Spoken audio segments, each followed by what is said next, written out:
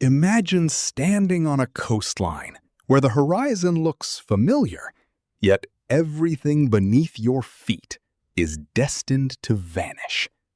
20,000 years ago, the world was a frozen fortress, locked in the grip of the last glacial maximum. But a series of cataclysmic events was about to unfold, drowning entire landscapes and redrawing the very map of our planet. To understand how we got here, we have to look at the ice. At its peak, massive glaciers over 2 miles thick covered most of North America, Northern Europe, and Asia. This ice held so much of the Earth's water that global sea levels were 400 feet lower than they are today. You could have walked from London to Paris without getting your feet wet. But the climate is never static. Around 18,000 years ago, a subtle shift in the Earth's orbit, known as the Milankovitch cycles, began to tilt our world back toward the sun. This tiny change in solar radiation triggered a feedback loop that released carbon dioxide from the oceans, kickstarting a global warming period that changed everything. As the atmosphere warmed, the great ice sheets began to rot from the inside out. This wasn't a slow, gentle trickle. It was a chaotic, violent collapse. Huge reservoirs of meltwater trapped behind walls of ice grew into inland seas, waiting for a single point of failure to unleash a liquid apocalypse upon the lowlands below. In North America, the Missoula floods provided a terrifying preview of the power of water. When an ice dam in modern-day Montana failed, a volume of water greater than all the world's rivers combined tore across the landscape at 60 miles per hour. It stripped the Earth down to the bedrock, creating the scarred terrain we now call the channeled scablands. But the biggest player in this global drama was Lake Agassiz. This monstrous body of fresh water, located in the heart of North America, was larger than all the current Great Lakes put together. For thousands of years, it grew and shifted, held back by the crumbling remains of the Laurentide ice sheet, until it reached its breaking point. When Lake Agassiz finally burst, it didn't just flood a region, it altered the global climate. Roughly 8,000 years ago, a massive pulse of fresh water surged into the North Atlantic. This sudden influx was so large, it actually shut down the ocean currents that transport heat around the globe, plunging Europe back into a mini ice age for centuries. As the glaciers continued to retreat into the poles, the global sea level began its relentless climb. This rise transformed the geography of the entire world, but nowhere was the change more dramatic than in the North Sea. There once lay a vast, fertile plain connecting Great Britain to mainland Europe. We call this lost world Doggerland. Doggerland was a paradise for Mesolithic hunter-gatherers, filled with lagoons, rich vegetation, and abundant wildlife. But as the centuries passed, the water crept higher. Marshes became bays, and hills became islands. The people living there were forced into a slow-motion migration, abandoning their ancestral homes to the encroaching tides of the North Sea. The final blow for Doggerland came not from a slow rise, but from a sudden catastrophe. Far to the north, off the coast of Norway, a massive underwater landslide known as the Storegga slide occurred. This sent a colossal tsunami over 20 feet high racing across the North Sea. It slammed into the low-lying plains, drowning what remained of the land in a single afternoon. By the time the waters receded, Britain had become an island, and Doggerland was gone forever, buried beneath the waves. Today, fishermen in the North Sea still pull up mammoth bones and ancient stone tools in their nets, haunting reminders of a civilization that was erased by the rising tide of the post-glacial world. The drama wasn't limited to the Atlantic. In the east, the Black Sea was once a giant freshwater lake isolated from the world's oceans.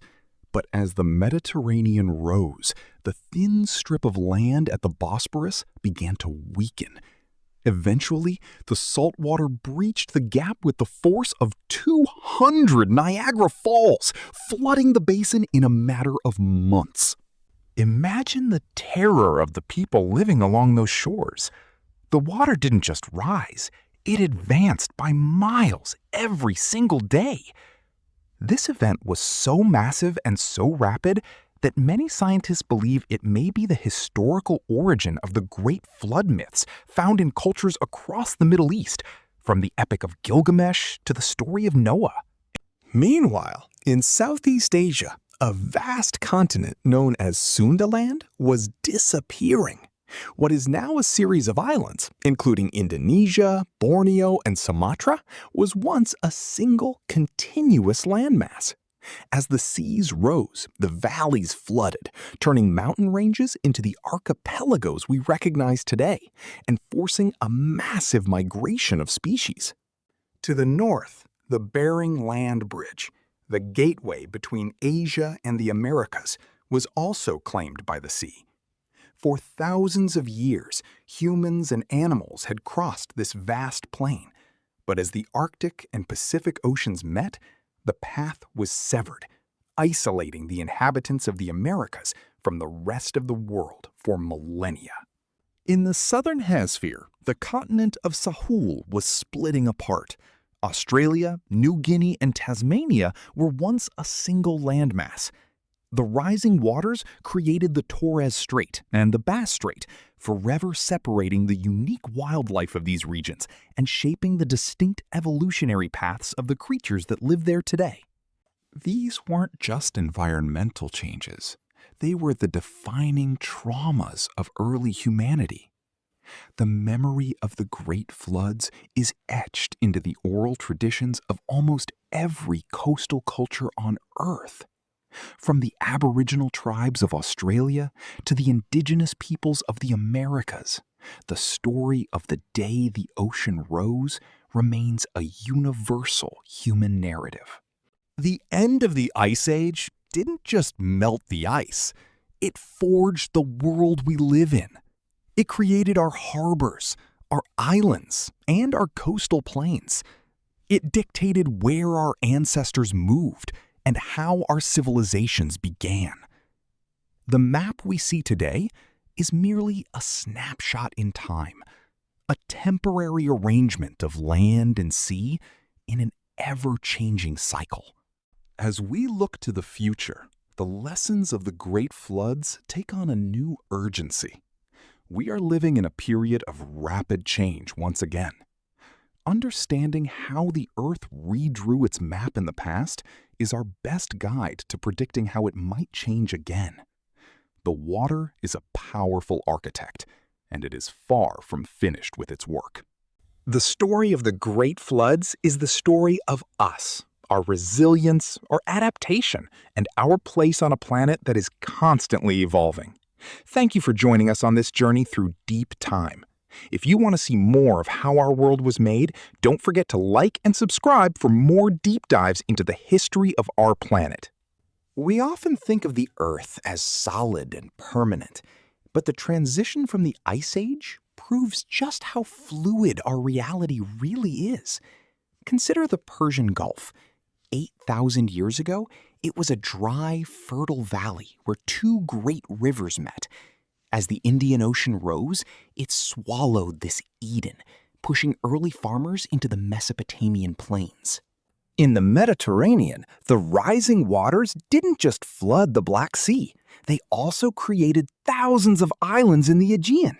What were once mountain peaks became the iconic Greek islands of today. This transformation created the perfect environment for maritime trade and the eventual birth of some of the world's most influential civilizations. The scale of the melt was so vast that it actually shifted the weight on the Earth's crust. As the massive weight of the ice disappeared, the land beneath it began to bounce back in a process called isostatic rebound. Some parts of Scandinavia and Canada are still rising today, literally emerging from the sea at the rate of several millimeters a year. But for every area that rose, others sank. The redistribution of weight caused the crust to tilt, pushing some coastal regions further into the water. This geological seesaw meant that the great floods were a complex dance of rising tides and shifting land, a global jigsaw puzzle where the pieces were constantly moving. The biological impact was just as staggering. As land bridges vanished, species were cut off from one another. The woolly mammoth, once the king of the northern plains, found itself trapped on shrinking islands. On Wrangel Island in the Arctic, a small population of dwarf mammoths survived until just 4,000 years ago, long after the pyramids were built. Humanity's response to these floods was the catalyst for modern civilization. As the coastal plains disappeared, people were forced to congregate in river valleys like the Nile, the Indus, and the Yangtze. This forced density led to the development of irrigation, organized government, and eventually the first true cities in human history. Every time you look at a globe, you are looking at the scars of this ancient battle between ice and fire. The fjords of Norway, the bays of the Chesapeake, and the Great Barrier Reef. All of these world wonders were shaped by the meltwater pulses that ended the Ice Age. We are living in the leftovers of a much larger world. What's truly humbling is how quickly it all happened. In geological terms, the 10,000-year transition was a blink of an eye. Some pulses of sea level rise were so rapid that the landscape changed within a single human lifetime. An elder could tell stories to their grandchildren of forests and plains that were now deep under the salt water. The stories of these floods aren't just myths. They are the oldest memories of our species. When we find these common threads in the folklore of cultures that haven't spoken for thousands of years, we are hearing the echoes of a global event that shook the foundations of the human experience and forced us to find a new way to live. As the glaciers melted, the sudden release of pressure also triggered massive volcanic eruptions and earthquakes. The Earth was literally cracking and shaking as it adjusted to its new weight distribution. It was a time of fire and flood, a chaotic era that makes our modern climate challenges look like a quiet afternoon in comparison.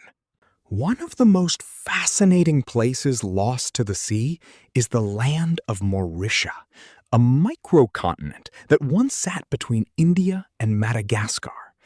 While its loss happened earlier than the Ice Age floods, the final submerged remnants were shaped by the same rising tides.